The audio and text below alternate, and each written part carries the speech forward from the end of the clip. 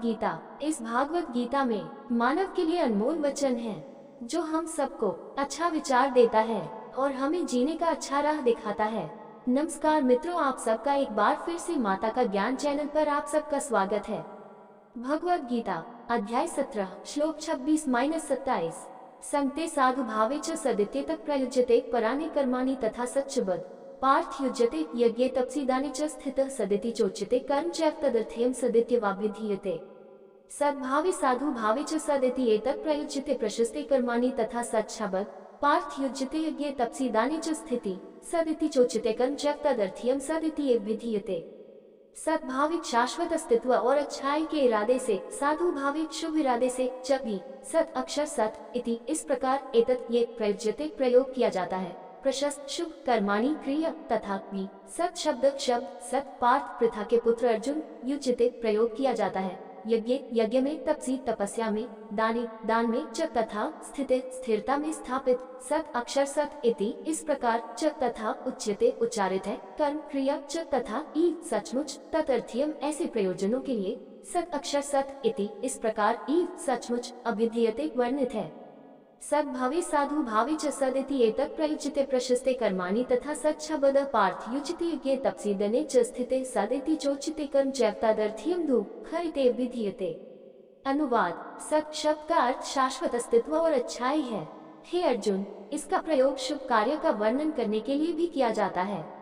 यज्ञ, तप और दान के आचरण में स्थित होना भी सत शब्द से वर्णित है और इसलिए ऐसे उद्देश्यों के लिए किसी भी कार्य को सत नाम दिया गया है। अब श्री कृष्ण द्वारा सत शब्द की शुभता का गुणगान किया जा रहा है। इस सत शब्द के कई अर्थ हैं और उपरोक्त 2 श्लोक इनमें से कुछ का वर्णन करते हैं। सत का प्रयोग सतत अच्छाई और सद्गुण के अर्थ में किया जाता है।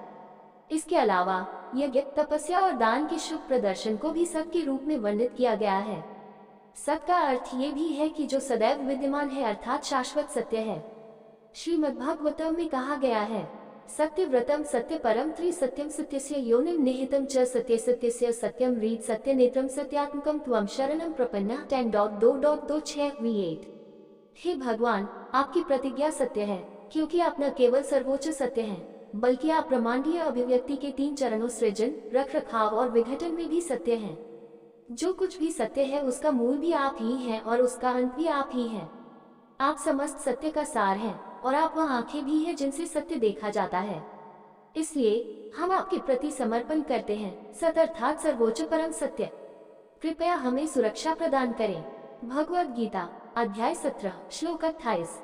अश्रद्धयाहुर्दत्तं तपस्तप्तं कृत्य यत् असदित्युच्यते पार्थ न च तत्प्रेत्य नोय।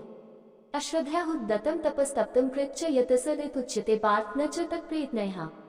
अश्रद्धा विश्वास के बिना, हुतम बलिदान, दत्तम दान, तप तपस्या, तप्तम अभ्यास किया हुआ, कृतम हो गया, च तथा यत् जो असत नाशवान इति इस प्रकार उच्यते कहलाते हैं। पार्थ पृथा के पुत्र अर्जुन न नहीं, च तथा तत् वह प्रिय परलोक में नहीं यहाँ इस दुनिया में।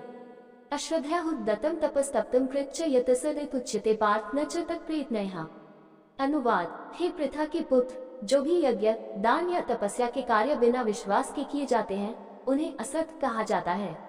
वे इस लोक और परलोक दोनों में बेकार हैं। ये दृढ़ता से स्थापित करने के लिए कि सभी वैदिक गतिविधियां आस्था के साथ की जानी चाहिए, श्री कृष्ण अब इसके बिना की गई वैदिक गतिविधियों की निरर्थकता पर जोर देते हैं।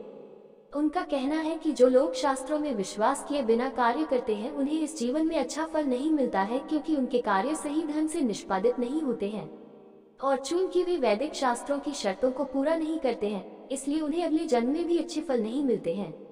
इस प्रकार किसी का विश्वास मन और बुद्धि के अपने छापों पर आधारित नहीं होना चाहिए। इसके बजाय ये वैदिक शास्त्रों और गुरु के अचूक अधिकार पर आधारित होना चाहिए। 17वें अध्याय का सार यही है। वीडियो आपको अच्छा लगा हो तो लाइक, शेयर, सब्सक्राइब जरूर करें। धन्यवाद।